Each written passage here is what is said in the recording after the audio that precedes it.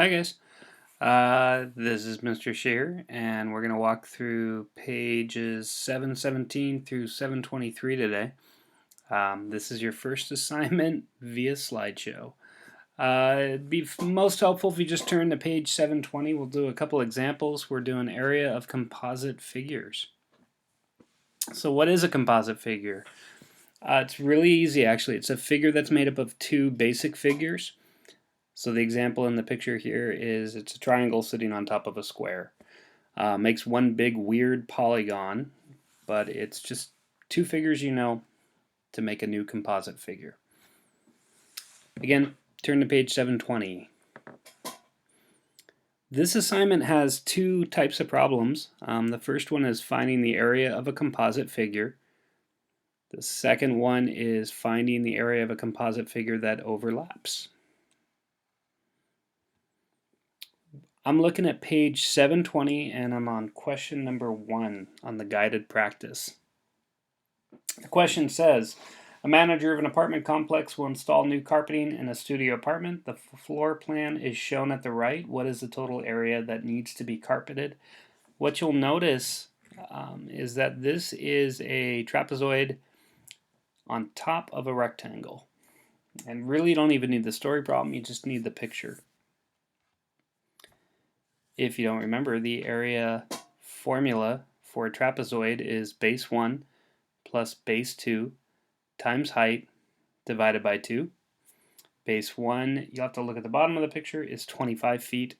Base 2 is 12, height is 5. So I just did the bases added together, 12 plus 25 equals 37. I times the bases by the height of 5, got 185, and I divided by 2, and the area of that trapezoid is 92.5. The rectangle is just base times height, so that's the bottom of the picture, and that's just 25 times 10 is 250.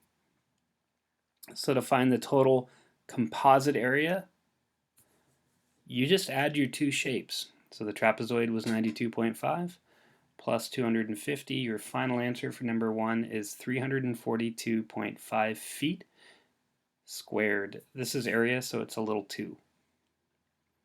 Okay, go ahead and look at question number 2 on page 720. And this is overlapping composite figures. So this is when you take two shapes that you know, and instead of one being on top of the other, they are overlapping. The question reads, Finn Fitness has an entrance to the locker room from both the dance studio and the weight room. What is the total area of Finn Fitness? We're going to find the area of the first box. Take the two sides that aren't interrupted, 28 and 30 for the weight room, and 28 times 30 is 840. And then if you look at the second lower box, the dance studio, the two sides that aren't interrupted are 42 and 33, so that's 1386. You add those together and you get 2,226. But because the shapes overlap in the locker room, you have to take it out so that the locker room isn't double counted. So I'm going to go back and look at that first box again. Take a look at your numbers, 30, 28, 16, 14. And you use the measurements that you have to find the missing measurements. So 28 minus 14, that means one side of the locker room is 28 minus 14, which is 14. And the other side of the locker room would be 30 minus 16, which again is 14. So the dimensions of the locker room are 14 by 14, or 196. Again, all I did was go 28 minus 14 is 14, and 30 minus 16 is 14. 14 times 14 is 196. So the two measurements of the squares originally was 2,226. The locker room we figured out was 196. And you just subtract those and you get a final answer of 2,030 feet squared. Alright, you guys have an assignment.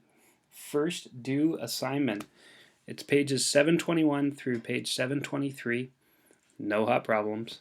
Yeah, that means you have to do page 722, question 6. I hope you guys like my slideshow.